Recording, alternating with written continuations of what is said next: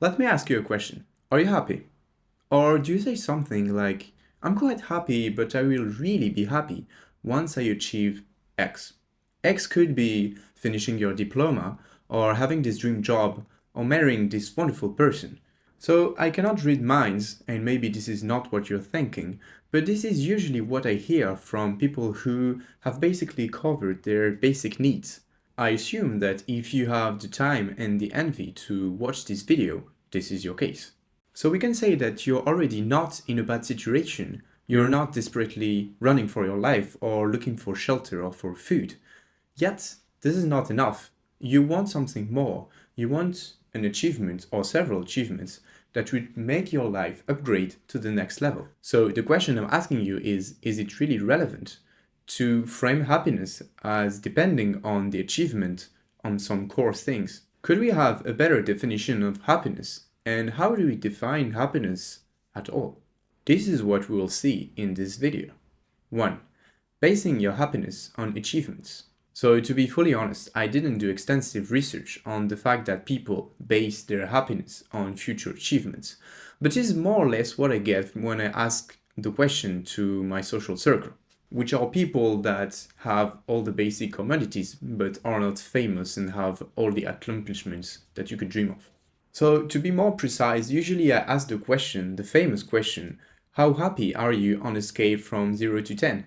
And people usually say something between 6 and 9, and when asked to justify it, they say, well, I'm having some fun in my life and I don't like anything, but I'll be really happy once I get this done. So now I try to look online to see if my biased group of friends was representative of the whole world, and in fact it seems that it isn't. This definition of happiness based on achievement seems to be a really Western way of thinking, and in more Eastern culture they tend to value general quality of life and harmony and balance. So it's always interesting to see the bias that our own social group has.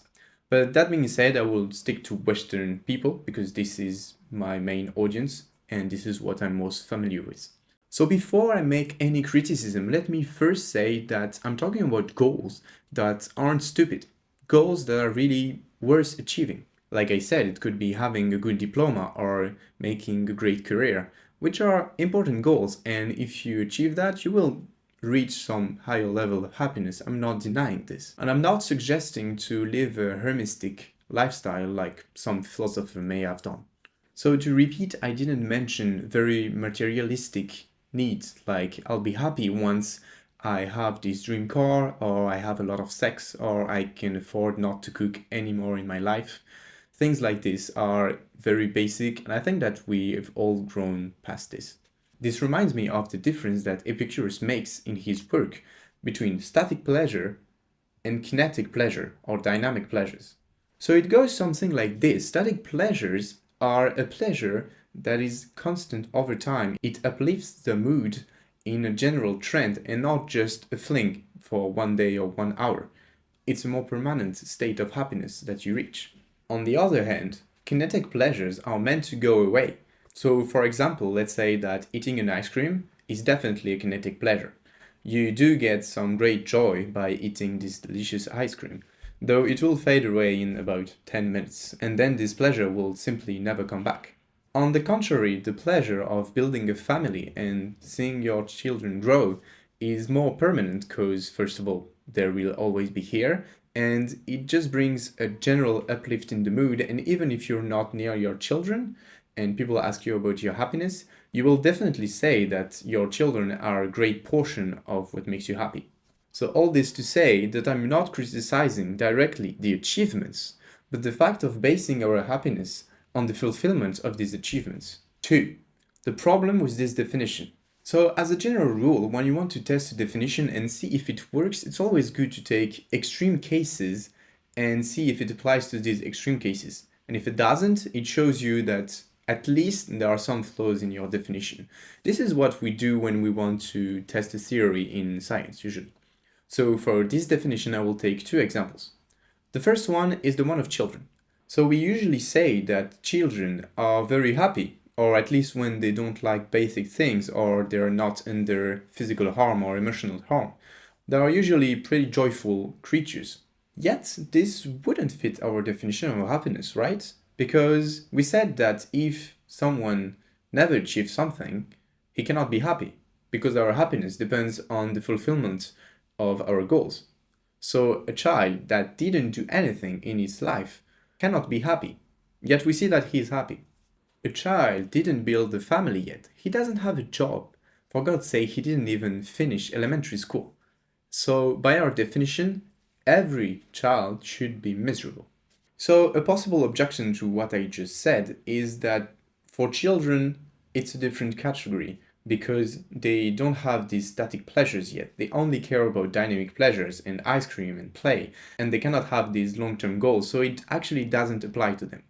Fair enough, let's just take a man or a woman in their early 20s. Usually they didn't achieve more than the children. They are still in their studies or just starting to work. Yet a lot of them can already have great aspirations. So this would mean that these young people who have great aspirations but still haven't fulfilled them are bound to be, let's say, on a happiness that is lower than 7 or 8. I think this is not fair, and young people can definitely be very happy. A 10 out of 10. So we see that this doesn't seem very realistic and even desirable. Who wants a definition of happiness that makes the 10 out of 10 literally unreachable to young people who haven't achieved things yet? So another problem with this definition comes with the notion of the hedonic treadmill.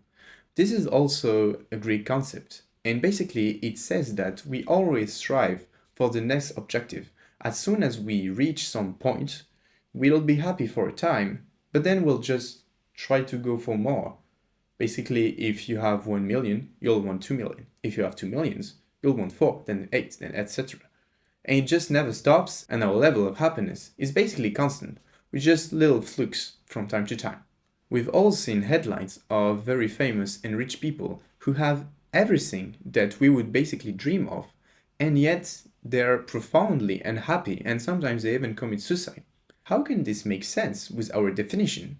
Basically, they have achieved much more than we will ever be able to, and yet they're unhappy.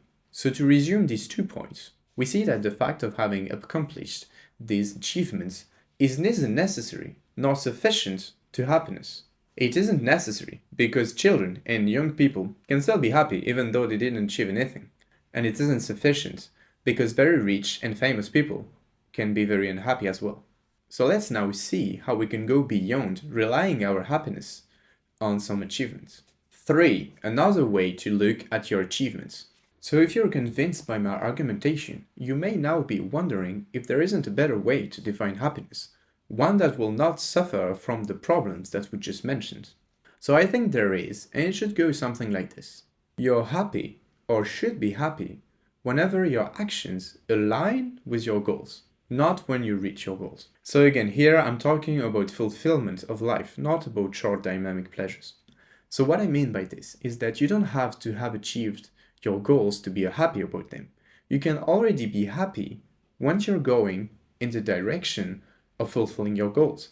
I think that this is a much better approach because this avoids the hedonic treadmill problem, and at the same time it still recognizes that you should have goals and strive for them. So let's take one example. Let's imagine that you want to write a book. This is a good goal to strive for. It's a static pleasure. Once you finish your book, you'll forever have the satisfaction of having put down your ideas or your story on paper, and you'll receive the joy of leaving your mark in the world. Fair enough. So when will you be happy? Only when your book is on the shelf of the bookstore? Well, if this is the case, it's going to be hard for you most of the time because books take years to write.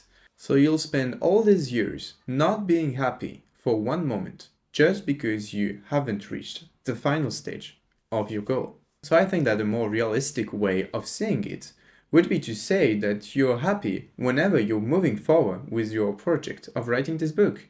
When you're sitting down to write the first page, the first letter of the book, it's already a satisfaction because you're going the right direction. When you're making researches, when you're asking friends for advices on your book, you're also contributing to your project. So you should already be happy in these stages. You are already living according to your objective, even if you're far from it. So here's my childhood analogy. When I was a child, I was often taking the train from the south of France to Paris. So catching the train was always very stressful, especially because we didn't take a lot of margin.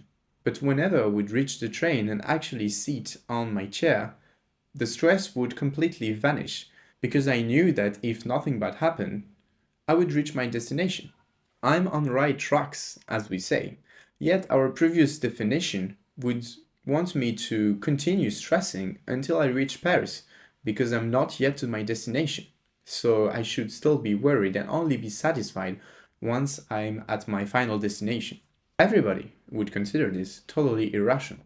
So one could say that there is a big difference between this analogy and our long-term projects like writing a book. The fact of reaching Paris, for me, was not in my control. It was just in the control of the train and the driver of the train. That's right, and it's true that whenever we're not in control, it releases some stress. Yet, if you set up your plan correctly and that your objective is reachable within this plan framework, then you should be happy whenever you're getting at your plan because you know that this was carefully thought. So acting according to your plan is already getting you closer to your objectives. So as I said, this also removes the problem of the hedonic treadmill. I repeat that this is the fact that you're reaching for more and more goal and you're only happy once you reach this goal for a short amount of time. With my new framework, you will always be happy as long as you're moving forward with your projects. So finally, I think that the view of being happy only when you reach your objective is quite demotivating.